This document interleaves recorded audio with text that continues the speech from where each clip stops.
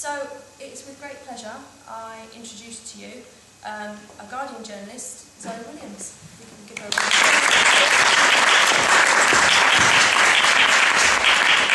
I'm going to stand at the lectern, but I'm not going to strip. That was just a photo.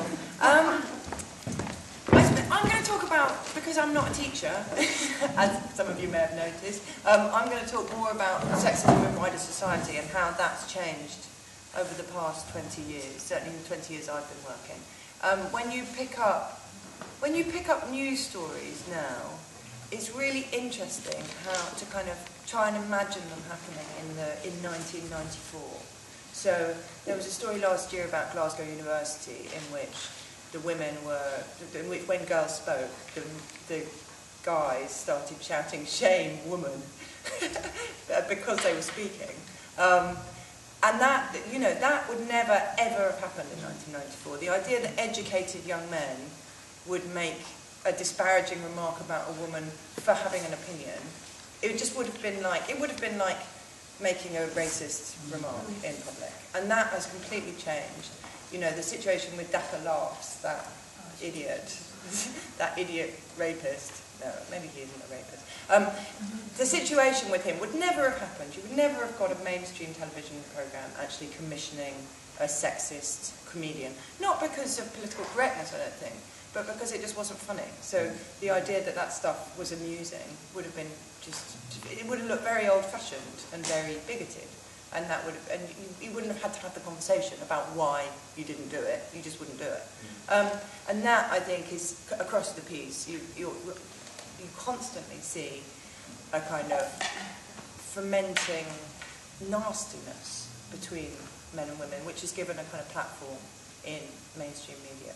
And that, I think, is something that we all, I mean, everybody I know certainly, and everybody in kind of gender, everybody kind of interested in gender politics is really fascinated by why this should have happened now. Because you kind of experience, or you certainly conceive political journeys as kind of progressive. And, you know, you make the discovery of equality and then you move on to the next thing. But to see it as like this boomerang where you make a kind of feminist leap and then you leap back and have to make the leap all over again. It's very dispiriting and quite weird, you know, very, very weird. Now, there are some things, I think, that never really changed. So we all kind of, I went to an all-girls school, but I think in co-ed, girls have always been more shouted down than boys. Girls have always been more interrupted than boys.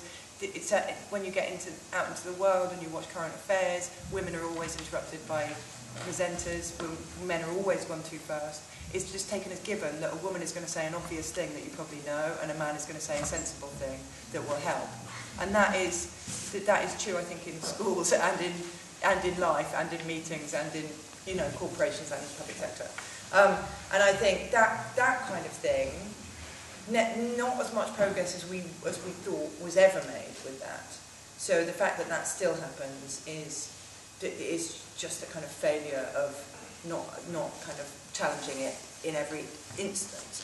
But I think the new nastiness, there are kind of numerous explanations for it, and some of them are technical and some of them are theoretical.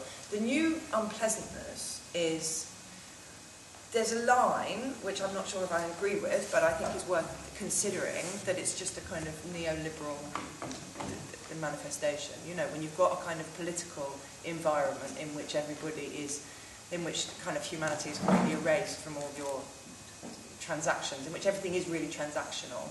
You know, everybody's weighed and measured by how much they produce and how much they add and what their value added is and how much they take and how much they give, and everybody's divided into these kind of units of productivity, then kind of sexism is an inevitable result, because you do start to see the sex angle as just yet another transaction. So you know, women do become objectified in a culture that sees everybody as a possible mark, and that I've read that in a number of places, which aren't not necessarily from a feminist angle, but from a kind of critique of neoliberalism / capitalism angle, that you know, this is something that you're going to increasingly see. If equality rests on a notion of kind of shared humanity, and if you erase that from a kind of political debate, then the inevitable result is going to be racism and sexism, even if that's not what's intended. There's a line that it's just amplified by social media, which I think is plausible. That, you know, I would never have thought there was anybody sitting at home thinking that I wish that this woman doesn't deserve to speak because she's a woman, until the internet. And now you discover that quite a few people think that. And they are behind a cloak of anonymity. They feel quite free to say so, which they never would have said before. And I think that creates an environment in which other people feel emboldened to say it too. So, you know, you get 10 anonymous people who say it, and then one person who doesn't want to be anonymous will say it, and you'll get an environment in which kind of genuine Neanderthal, you know, very basic kind of idiotic things become acceptable, which I don't want to say I think that's the result of Facebook and Twitter and Instagram, but it does seem to be a bit of a coincidence that the kind of anonymized, amplified remark has come to characterize what kind of mainstream will allow in and what the mainstream won't allow in. And I think the kind of the place of trolling and the place of, you know, saying the explosive thing just to get a reaction has normalised a lot of things that are not normal.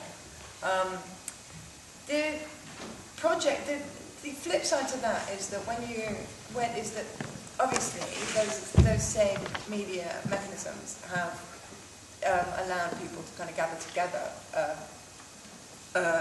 answer to that. So if you look at something like Laura Bates's Everyday Sexism, everybody probably knows about this. Does everybody know about this? That, I think, is really interesting to bring it back to schools, for a place where teachers and people in the school can be heard for their experience of sexism. Because I don't think people ask, the weird thing about culture is that because you're not supposed to sexualise 12-year-olds, nobody ever asks a 12-year-old what happens to them, because that in itself is considered a kind of paedophile thing to do, you know, just to ask them what their experience is transgressive. So that everyday sexism and projects like it have brought voices into the mix, which previously would have been taboo just to consider. And I think that has made a massive difference. And I'm really heartened to see the number of testimonies in which people, you know, people do come onto a kind of shared space and say, there is a kind of atmosphere in classrooms and on buses and in the street that is threatening to girls of 9, you know, girls of 10, girls of 11. And that, I don't think you would have been able to, I just don't think you would have had that opportunity 5 years ago. It just wouldn't have happened.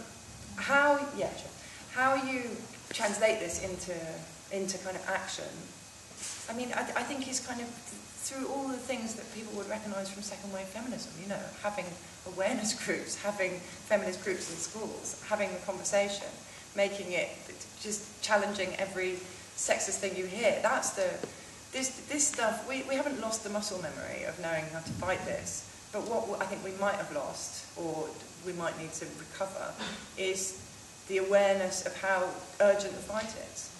Thank you very much.